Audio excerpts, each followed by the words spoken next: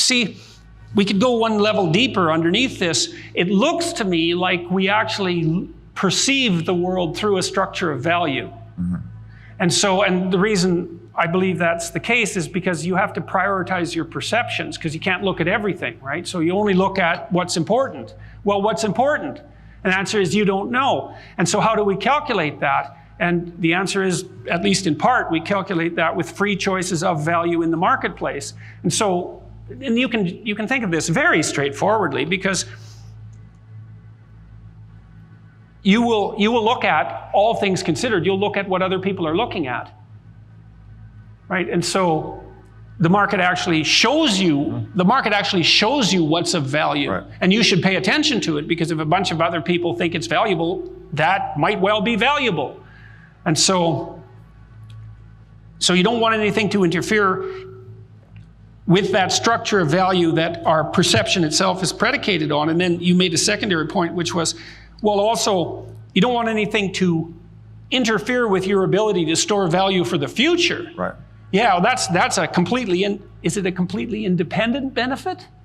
I don't know if it's independent, but it's certainly a big benefit. Right. Yeah. I think the Austrian economists would say that the higher fidelity or predictability of the money supply, let's say, the more clear the rules of the game are, less noise in the channel, as we've said, and people are free to accumulate more capital. So this idea of Bitcoin being the pristine economic coordinator gives us perfect price signals in a way. So it lets us remap to reality much more quickly, drives innovation, drives wealth creation, all of these things. There probably isn't any difference between being able to store value for the future and being able to trade with other people without distortion, because the trade is a form of storage for the future. Right. And so it's just an extension of that, right? Yes. Because partly what you do to store value for the future is you distribute it into other people. Yes. And pull it back when you see fit. Yeah, every trade that's voluntary, you're doing it only if it's incrementally valuable to you. So that would, in theory, if it's a voluntary trade, it's increasing your position, your capital position or whatever. Yeah. So. Yeah, and if it's trustworthy, then you can rely on it. You know, one of the things that's really awful about inflation, as far as I can tell, imagine yourself back in Germany at the end of World War I, and you're one of those ants, not the grasshopper, and you've saved and scrimped, and you've foregone gratification, you've built up your storehouse of value for your pension, maybe you've taken care of your family. You did that through sacrifice. Right, because other people are out there fiddling away and drinking beer, and not you, man. You're nose to the grindstone, and you put aside your store of value, and then poof, hyperinflation. It's like, weren't you stupid?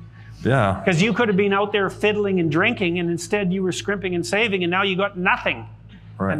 And at least those other people have what's left of their memory, and the thing that's so catastrophic about that possibly is that that's actually a betrayal of precisely that which you least want to betray.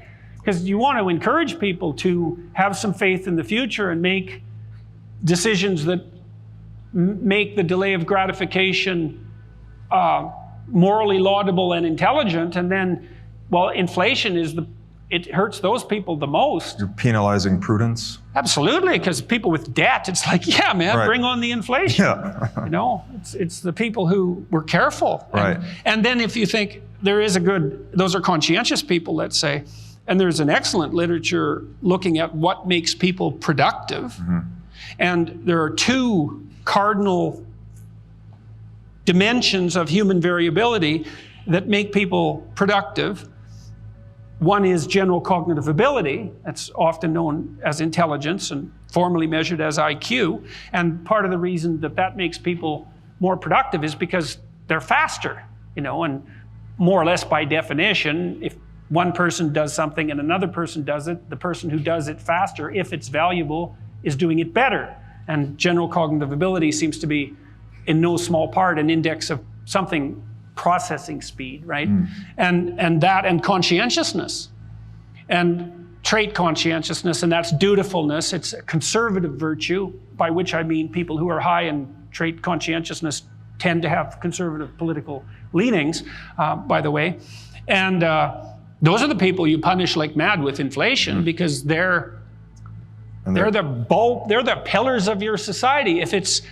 If your society, if you can define your society in some sense as a storehouse of deferred value, right, which is a good way of describing, like, what the hell good is a civilization if it doesn't do that, right? I mean, capital accumulation. Yeah, exactly. It has to allow you to accumulate what's necessary for security and thriving. So you want it to do that if you want a civilization. And then it's the conscientious people who strive to do that, and it's those you punish with inflation.